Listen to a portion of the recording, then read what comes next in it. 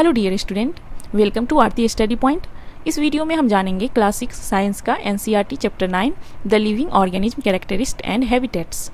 Living organism हम उस type के ऑर्गेनिज्म को कहते हैं जिसमें जान हो, जो ब्रीथ करता हो, जो रिप्रोडक्शन करता हो, जो फूड लेता हो अपने ग्रोथ के लिए।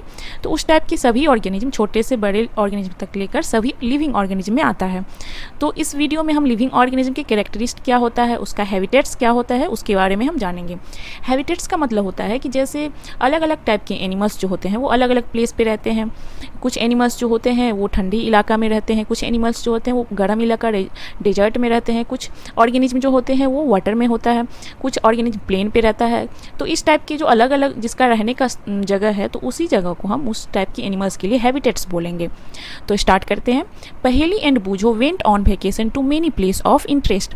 पहेली और बूझो जो रहता है वो छुट्टियों में अपने इंटरेस्ट पे हर जगह वेकेशन के लिए अलग अलग जगह पे जाता है। One such trip took them the river Ganga in Rishikesh. तो इसी टाइप से एक उसका ट्रिप होता है, कहाँ जाने का, ऋषिकेश, जो गंगा, जहाँ पे गंगा है वहाँ पे जाने का उसका ट्रिप बनता है, ऋषिकेश जो उत्तराखंड में है। They climb the mountains of the Himalayas. वहाँ पे जाके वो माउंटेन जो है वहाँ पे हिमालय, उस पे चढ़ते हैं, क्लाइंब करते हैं। Where it was very cold, जहाँ का जो मौसम है वो बहुत ही ठंडा है। They saw many kind of tree on these mountain. वहाँ के जो माउंटेन है वहाँ पे उसने देखा बहुत टाइप की ट्री भी है जो माउंटेन में उगता है, जैसे ओक्स हो गया, पाइन्स हो गया, देवदार हो गया। ये जो ट्री है वो माउंटेन जो एरिया होता है वहाँ पे उगता है। Very different from the one near there home on the plain. जो उसका होम प्लेन में है, प्लेन वाले एरिया में है, वहाँ की ट्री से यहाँ का जो माउंटेन वाला ट्री है, जो ओक है, पाइन है, देवदार है, वो उससे बहुत ही डिफरेंट है। इन येट अनदर ट्रिप, फिर वो दूसरी ट्रिप पे जाता है। फिर नेक्स्ट वेकेशन पे they travel to Rajasthan and move on the camel through the hot desert. तो वो फिर कहाँ जाता है, राजस्थान जाता है, जहाँ पे वो हॉट डिजर्ट में कैमल से मूव करता है, घूमता है कैमल पे चढ़ के। They collect different type of cactus plant. जो डेजर्ट में प्लांट पाया जाता है, जैसे कैक्टस प्लांट होता है, वो वहाँ से उस ट्रिप से कलेक्ट करके लाता है। Finally they went on a trip to Puri. फिर नेक्स्ट उसका जो ट्रिप होता है वो पुरी के लिए होता है। पुरी में वो देखता है कि वहाँ पे बीच है, सी का बीच है, वहाँ पे भी वो अलग अलग टाइप के ऑर्गेनिज्म और ट्री, जैसे कैसेरेनिया जो ट्री है वो बीच पे वो देखता है। वाइल रिकलेक्टिंग ऑल द फंस that they had on this trip. और ये जितने सारे ट्रिप पे जाते हैं वहाँ पे वो बहुत सारे फन करते हैं, और वहाँ पे जो अलग अलग टाइप के जो देखते हैं वो अलग प्लेन से, वहाँ से वो कलेक्ट करके उस ट्रिप से लाते हैं उस टाइप के मटेरियल जो होते हैं। All these place were so different from one another. वो देखता है कि हम जितने भी ट्रिप पे गए हैं सब अलग अलग एक दूसरे से एकदम डिफरेंट है, अलग है। From one another, so were some were cold, some were hot and dry, and some place so humid. वो देखते हैं कि जितना जैसे हिमालय के रेंज में वो जहाँ गया था ऋषिकेश, तो वहाँ पे बहुत ही ठंडा था। फिर वो जब राजस्थान गया डेजर्ट में, तो वहाँ बहुत गर्मी और ड्राई था। फिर वो बीच पे गया तो वहाँ पे ह्यूमिड था। तो वो ऑब्जर्व करता है कि अलग अलग जगह पे जब हम ट्रिप में गए हैं तो वहाँ पे अलग अलग टाइप के ऑर्गेनिज्म उसको दिखा, अलग टाइप के प्लांट्स दिखा, और वहाँ का जो वेदर है, कहीं पे गर्मी है, कहीं पे ठंडा है, कहीं ड्राई है, ह्यूमिड है। तो सभी जगह का टेम्परेचर अलग अलग है। And yet all of them had many organism of various kind. और वहाँ डिफरेंट जगह पे वेरियस काइंड के ऑर्गेनिज्म भी उसने देखा। They try to think of a place on earth where they may not be any living creature. फिर वो ट्राई थिंक करने लगा कि अर्थ पे कोई ऐसा भी जगह होगा जहाँ पे एक भी लिविंग ऑर्गेनिज्म नहीं होगा। ये सोचने लगा दोनों मिलके। Boojho thought of place near his home. फिर बूझो के माइंड में थॉट आया कि उसके घर के नियर ऐसा कोई प्लेस है जहाँ पे मतलब कोई भी लिविंग ऑर्गेनिज्म नहीं रहता हो। इनसाइड द हाउस, क्या घर के अंदर। He try the cupboard. फिर वो कपबोर्ड को देखने लगा। He had thought that there may be not any living organism here. वो अपने कपबोर्ड को देखा, फिर वो सोचने लगा कि कहीं यहाँ पे कोई भी लिविंग ऑर्गेनिज्म ना हो। वो देखने लगा। But he found on tiny spider in the cupboard outside to the home. फिर वो देखा कि थोड़ी देर बाद कि उसमें भी एक लिविंग ऑर्गेनिज्म, टीनी स्पाइडर, जो छोटे छोटे मकड़ी जैसे होते हैं, वो भी कपबोर्ड में है। तो outside the home to they did not seem to be any place they could think of. They did not have living creature of some kind or another. 9.1 में दिखाया गया है। पहली start thinking and reading about far away place. She read that people have even found tiny living organism in the opening volcano. तो इसमें पहेली और बूझो जो है वो सोचता है कि कोई भी अर्थ पे ऐसा प्लेस होगा जहाँ पे कोई भी लिविंग ऑर्गेनिज्म नहीं होगा। फिर वो अपने कपबोर्ड में जाके देखता है, कपबोर्ड में देखता है कि यहाँ पे तो कोई लिविंग ऑर्गेनिज्म नहीं है। फिर उसको थोड़ी देर बाद दिखाई देता है कि यहाँ पे एक टैनी सा स्पाइडर है। फिर वो सोचता है कि कोई भी ऐसा जगह नहीं है कि जहाँ पे कोई भी लिविंग ऑर्गेनिज्म ना हो। फिर जो पहेली रहती है वो सोचती है कि जो वोल्केनो निकलता है धरती के अंदर से, जो आग का लावा निकलता है, इवन उसमें भी जो पीपल है उन्होंने खोजा है कि उसमें भी छोटे छोटे लिविंग ऑर्गेनिज्म पाए जाते हैं। फिर नेक्स्ट हम देखते हैं organism and the surrounding where they live. अब हम जानेंगे कि ऑर्गेनिज्म और उसकी सराउंडिंग देखेंगे कि कौन कौन से टाइप के ऑर्गेनिज्म रहते हैं जिसके अंदर वो रहता है। Another thought that occurred to Paheli and Boojho was about the kind of living organism that were present in different location that they had visit. फिर अनदर थॉट आया पहेली और बूझो को कि कितने टाइप के लिविंग ऑर्गेनिज्म जो है वो अगर वो डिफरेंट प्लेस पे गया है घूमने, तो वहाँ पे कितने डिफरेंट टाइप के लिविंग ऑर्गेनिज्म पाया जाता है।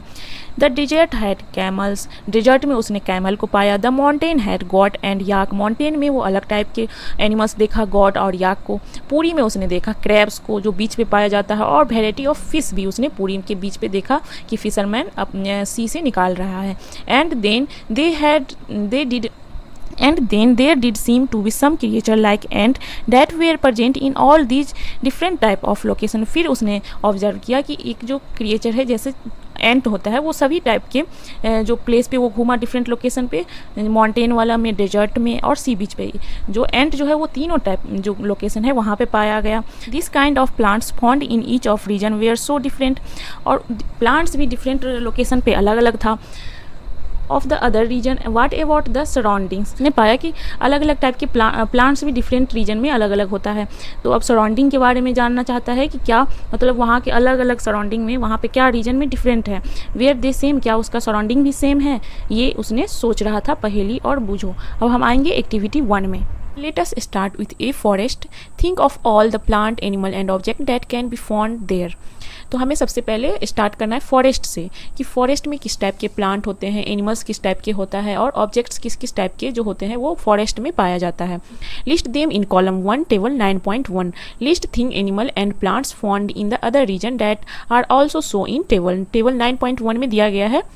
उसमें हमें दिखाना है कि फॉरेस्ट में किस टाइप के एनिमल्स होते हैं, किस टाइप के प्लांट होते हैं। ये है टेबल 9.1 में, इसमें हमें कॉलम बना के दिया गया है। तो फॉरेस्ट में किस टाइप के एनिमल्स होते हैं, प्लांट्स होते हैं, किस टाइप के ऑर्गेनिज्म पाया जाता है, ये हमें इस कॉलम में लिखना है। उसी तरह से फिर माउंटेन में किस टाइप के प्लांट्स पाया जाता है, जैसे माउंटेन वाले एरिया में हमने जाना था कि देवदार होता है, पाइन्स होता है, ये सब का जो ट्री होता है वो माउंटेन वाले एरिया में पाया जाता है। वहाँ पर भी अलग टाइप के एनिमल्स पाए जाते हैं, जैसे याक हो गया, ये भेड़ हो गया, गोट हो गया, ये सब माउंटेन वाला एरिया में पाया जाता है। फिर डेजर्ट में किस टाइप के प्लांट होते हैं, जैसे कैक्टस हो गया, फिर कैमल हो गया, ये सब डेजर्ट में पाया जाता है। तो इसमें हमें एक कॉलम बना के लिखना है कि किस टाइप के एरिया में, डेजर्ट में, सी में और अदर टाइप के एरिया में किस टाइप के प्लांट्स, किस टाइप के एनिमल्स और ऑर्गेनिज्म पाया जाता है। अब नेक्स्ट है हैबिटेट एंड एडेप्टेशन। हैबिटेट तो हमने जाना कि हैबिटेट जहाँ पे कोई भी ऑर्गेनिज्म या एनिमल्स रहता है, जहाँ पे उसका घर होता है रहने का, उसको हम हैबिटेट बोलते हैं। और एडेप्टेशन बोलते हैं कि वहाँ के अनुकूल है, जैसे कुछ एनिमल्स जो होते हैं वो डेजर्ट में रहने के लिए एडेप्ट होते हैं, अनुकूल होते हैं। वो एनिमल्स उसको जब हम माउंटेन वाला इलाका में ला दें तो वो नहीं रह पाएगा। जैसे कुछ ऑर्गेनिज्म जो होते हैं वो वाटर में रहते हैं, क्योंकि वो वाटर ही उसका एडेप्टेशन है, वहाँ वो अनुकूल है। वाटर से उसको बाहर निकाल दे तो फिर वो वहाँ पे नहीं रह पाएगा, सर्वाइव नहीं कर पाएगा। तो ये नेक्स्ट टॉपिक है हमारा habitat and adaptation. What do you find from the plants and animals listed in activity 1। हमने एक्टिविटी 1 में देखा है कि किस टाइप के अलग अलग जगह पे अलग अलग टाइप के प्लांट्स ऑर्गेनिज्म पाया जाता है। Did you find a large variety of in them, क्या आपने इसमें बहुत सारा वैरायटी देखा। Look at what you have enter in the column for the desert. आप देखिए कि डेजर्ट में किस कॉलम में आपने क्या क्या फिल किया है, किस टाइप के ऑर्गेनिज्म प्लांट्स सबका फिल किया है, और सी जो समुद्र में किस टाइप के एनिमल्स और प्लांट का आपने टेबल में फिल किया है, वो आप 9.1 वाले टेबल को फिल करके देखें। Did you list very different kind of organism in this 2 column. आपने नोटिस किया कि इसमें जो डेजर्ट वाले जो कॉलम में हमने लिखा है प्लांट्स और एनिमल्स का, वो सी वाले कॉलम में जो हमने प्लांट्स और एनिमल्स का नाम लिखा है उसमें डिफरेंट है या नहीं है, ये हमें नोटिस करने को बोला गया है। What are the surrounding like in these two region, इस दोनों रीजन का सराउंडिंग क्या है ये हमें पूछा है। In sea plant and animal are surrounded by saline water, sea में जो प्लांट्स पाया जाता है, जो एनिमल्स पाए जाते हैं, वो किस में होते हैं, किससे होते हैं, घिरा हुआ स्लाइन वाटर से, क्योंकि सी का जो वाटर होता है वो साल्टी वाटर होता है, उसी को हम स्लाइन वाटर बोलते हैं। Most of them use the air dissolve in water, तो उसमें जो ऑर्गेनिज्म पाया जाता है, जो एनिमल्स पाए जाते हैं, वो एयर में, जो वाटर में जो एयर डिजॉल्व होता है उसका यूज करता है। जो सी में पाया जाता है ऑर्गेनिज्म, वो there is very little water available in the desert, desert में जो होता है वो बहुत कम पानी पाया जाता है। इट इज़ वेरी हॉट, और वहाँ पे गर्मी भी बहुत होती है, in the day time and very cold at night time in desert, desert में दिन के टाइम में बहुत ही गर्मी होती है और रात के टाइम में बहुत ही ठंडा होता है। The animals and plants of the desert live on the desert soil and breathe air from the surrounding, तो जो डेजर्ट में रहता है वो वहाँ के सराउंडिंग से जो एयर होता है वहाँ से ब्रीथ करता है, और सॉइल में रहता है वहाँ के जो एनिमल्स होते हैं। तो हमने देखा कि जो वाटर में, जो सी में होता है एनिमल्स, वो उसका सराउंडिंग क्या है, स्लाइन वाटर है। जो डेजर्ट वाला ऑर्गेनिज्म, एनिमल्स और प्लांट है, उसका सराउंडिंग क्या है, डेजर्ट सॉइल है, ब्रीथ करता है वो एयर। और जबकि जो सी वाला, सी में जो ऑर्गेनिज्म पाया जाता है वो वाटर में डिजॉल्व जो होता है एयर, उसका यूज करता है ब्रीथ करने में। तो इस दोनों में कितना डिफरेंस है, जैसे वाटर में जो रह रहा है जीव वो अपने जीने के अलग तरीके से जी रहा है, और डेजर्ट में रहने वाला जीव अलग तरीके से अपना ब्रीथ ले रहा है और अपना जीवन जी रहा है। The sea and the desert are very different surrounding, sea और डेजर्ट का जो सराउंडिंग है वो बहुत डिफरेंट है। सी में स्लाइन वाटर होता है, जबकि डेजर्ट में डेजर्ट वाला सॉइल होता है, एयर होता है। And we find very different kind of animals and plants in these two region, हमने देखा कि इस दोनों रीजन में कितना डिफरेंट टाइप के प्लांट है, एनिमल्स है, दोनों में अलग अलग टाइप का प्लांट्स पाया जाता है। Let us look at the very different kind of organism from the sea and desert, a camel and a fish। जैसे डेजर्ट में कैमल पाया जाता है और सी में फिश पाया जाता है। The body structure of camel help to survive in desert condition, body structure जो होता है कैमल का वो उसको हेल्प करता है डेजर्ट में सर्वाइव करने के लिए। एंड कैमल का जो लॉन्ग लेग होता है वो उसको गर्मी से बचाता है, जो डेजर्ट में हॉट जो सॉइल होता है दिन के टाइम में, उससे उस गर्मी से उसका जो लॉन्ग लेग होता है कैमल का वो उसको बचाता है, उसमें वो हेल्प करता है। Keep their body away from the heat of the sand, तो इसी तरह से वो अपने बॉडी हीट से अपनी बॉडी को दूर रखता है, क्योंकि उसका लेग जो होता है कैमल का वो बहुत बड़ा बड़ा होता है, आपने देखा भी होगा कैमल को। Figure 9.2 there excrete small amount of urine, और वहाँ पे पानी की कमी होने के कारण डेजर्ट में वहाँ के जो एनिमल्स होते हैं जैसे कैमल होते हैं वो बहुत ही कम अमाउंट में यूरिन एक्सक्रीट करते हैं, लिक्विड फॉर्म में, वो बहुत ही कम अमाउंट में अपनी बॉडी से कुछ भी जो होते हैं गंदगी वो बहुत ही कम अमाउंट में वो रिलीज करते हैं। Their डंक is dry and they do not sweat, और उसका जो डंक होता है वो भी एकदम ड्राई होता है, क्योंकि वहाँ पे पानी की कमी है, तो वहाँ के जो एनिमल्स होते हैं वो अपनी बॉडी से बहुत कम मात्रा में पानी रिलीज करते हैं और ना ही उसको पसीना आता है, इसीलिए वो बिना पानी के भी बहुत बहुत दिन तक एनिमल्स वहाँ पे सर्वाइव कर पाता है, उसका बॉडी उसी टाइप से है। Since camel lose very little water from their body they can live for many day without water, इसीलिए जो कैमल होता है वो बिना पानी का भी डेजर्ट में बहुत दिन तक रह सकता है। Let us look at the different kind of fish, अब हम देखेंगे सी में रहने वाले एनिमल जैसे fish. Some of these are so in figure 9.3 में दिखाया गया है फिश का। There are so many kind of fish, जो सी में जो होता है बहुत टाइप का फिश पाया जाता है, but do you see that they all have something common about their shape, तो आपने देखा है कि जो फिश होता है उसमें डिफरेंट टाइप का फिश होता है सी में, लेकिन सबका जो शेप होता है वो लगभग कॉमन होता है। बोट लाइक स्ट्रक्चर होता है फिश का, वो हमने पिछले क्लास में भी जाना था, तो इसमें हमें यही बोला गया है कि सबका जो शेप होता है वो उसमें कॉमन पाया जाता है डिफरेंट टाइप की फिश में भी। All the one so here have a stream line shape, boat like structure जो होता है फिश का उसको हम स्ट्रीम लाइन शेप बोलते हैं, ये हमने पिछले क्लास में जाना था, that we discuss in chapter 8 में हमने जाना था। This shape help they move inside the water, जो स्ट्रीम लाइन शेप होता है फिश का वो हेल्प करता है उसके बॉडी को वाटर में मूव करने में, वो shape. Fish have slippery scales on their body, के जो बॉडी होता है उस पर स्लिपरी स्केल्स होते हैं। These scales protect the fish and also help in easy movement through the water, वो जो स्केल्स होते हैं वो उसके बॉडी को प्रोटेक्ट भी करता है और उसको ईजी मूवमेंट करने के लिए वाटर में हेल्प करता है।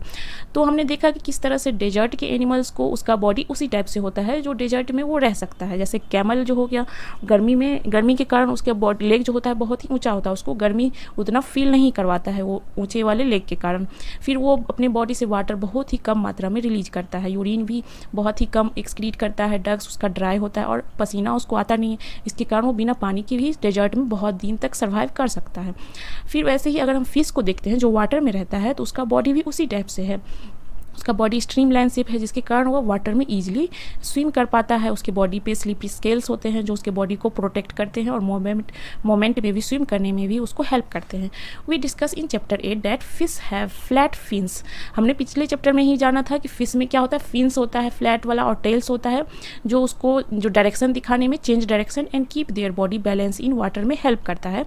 फिश में जो फिन्स होता है और टेल्स जो होता है उसको डायरेक्शन दिखाने में हेल्प करता है, चेंज करने में, और उसके बॉडी को वाटर में बैलेंस करने में भी हेल्प करता है वो फिन्स और tales.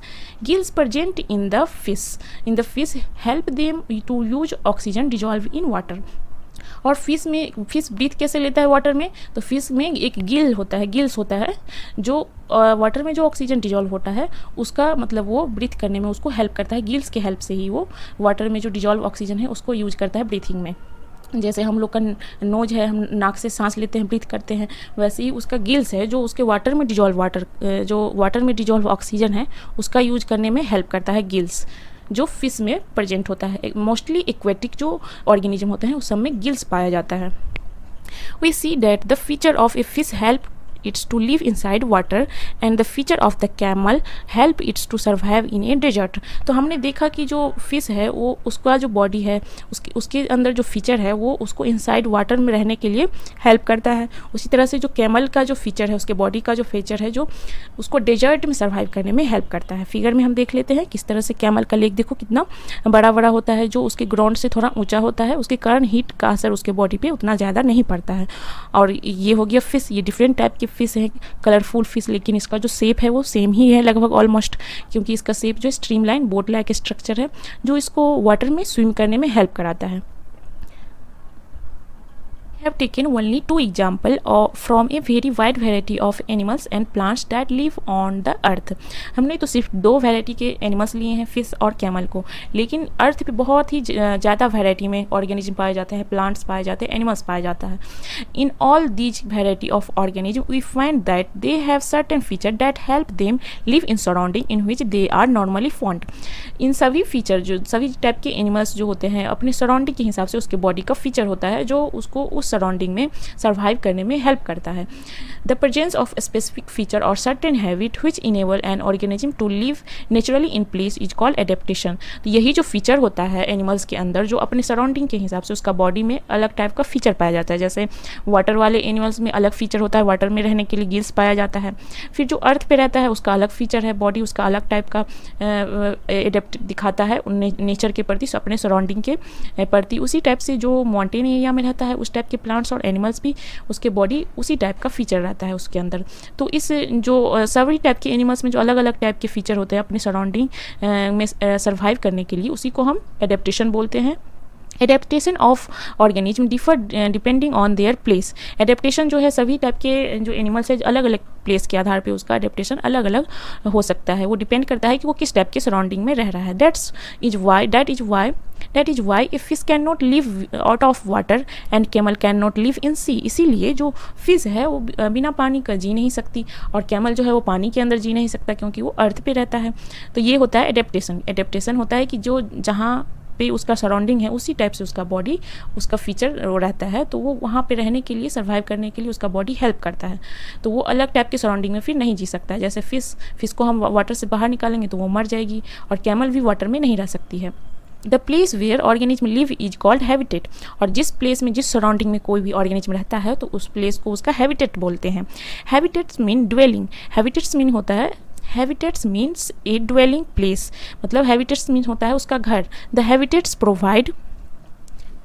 Provide food water. Habitats जो होता है किसी भी ऑर्गेनिज्म का वो प्रोवाइड कराता है उसको food water air shelter and other needs जो होता है उस ऑर्गेनिज्म के लिए, वो उसका हैबिटेट्स वहाँ पे सब कुछ प्रोवाइड कराता है। Several kinds of plants and animals live in the same habitats. और बहुत टाइप के प्लांट्स होते हैं, एनिमल्स होते हैं, वो सेम हैबिटेट्स में भी रहते हैं और बहुत का जो होता है वो डिफरेंट भी होता है।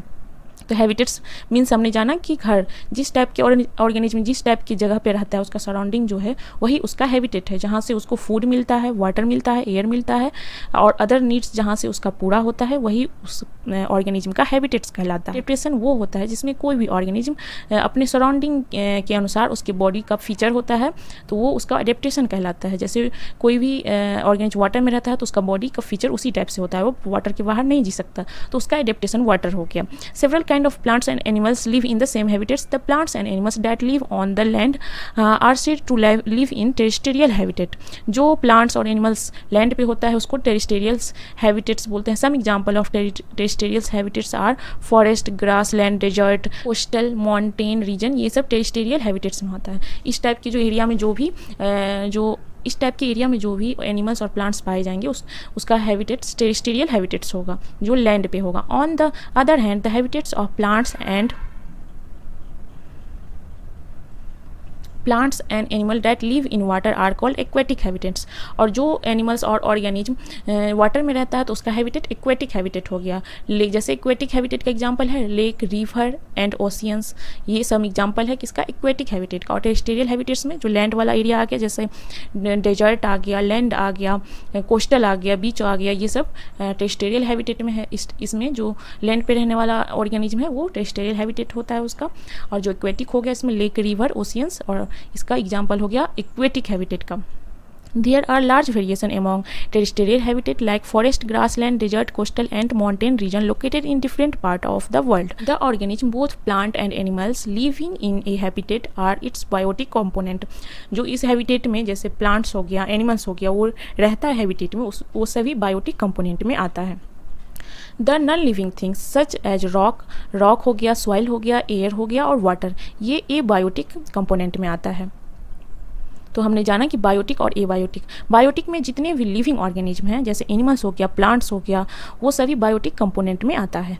और एबायोटिक कंपोनेंट में जैसे नॉन लिविंग थिंग्स जैसे रॉक हो गया, सॉइल हो गया, एयर हो गया, वाटर हो गया, ये सभी एबायोटिक कंपोनेंट में आता है। सनलाइट भी हो गया, हीट हो गया, ये सब एबायोटिक कंपोनेंट में आता है। Are sunlight and heat biotic और एबायोटिक कंपोनेंट? हमसे पूछ रहा है कि सनलाइट और हीट बायोटिक कंपोनेंट है या एबायोटिक कंपोनेंट है। तो बायोटिक कंपोनेंट में जितने भी लिविंग ऑर्गेनिज्म है वो आता है।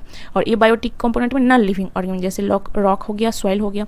तो सनलाइट भी तो नॉन लिविंग थिंग्स है और हीट भी नॉन लिविंग थिंग्स है, तो इसको हम एबायोटिक कंपोनेंट में रखेंगे।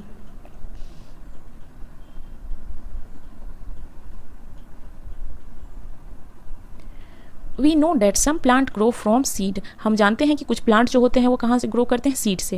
Late us look at some abiotic factor and their effect on seed as they grow in its young plant. अब हम आगे पढ़ेंगे कि जो प्लांट्स सीड से निकलते हैं, कुछ प्लांट्स जो होते हैं उसका ग्रो सीड से होता है, तो उसमें एबायोटिक फैक्टर का क्या इफेक्ट होता है। जैसे एबायोटिक में वाटर आ गया, सॉइल आ गया, एयर आ गया, सनलाइट हो गया, तो इसमें इसका क्या इफेक्ट है सीड से प्लांट ग्रो करने में एबायोटिक फैक्टर का क्या इफेक्ट है। एबायोटिक और बायोटिक के बारे में आप जान चुके होंगे कि बायोटिक जो होता है वो उसमें सारे लिविंग ऑर्गेनिज्म आते हैं और एबायोटिक में नॉन लिविंग और थिंग्स जो होंगे सब एबायोटिक में आएगा। नेक्स्ट एक्टिविटी 2 हम अगली क्लास में पढ़ेंगे।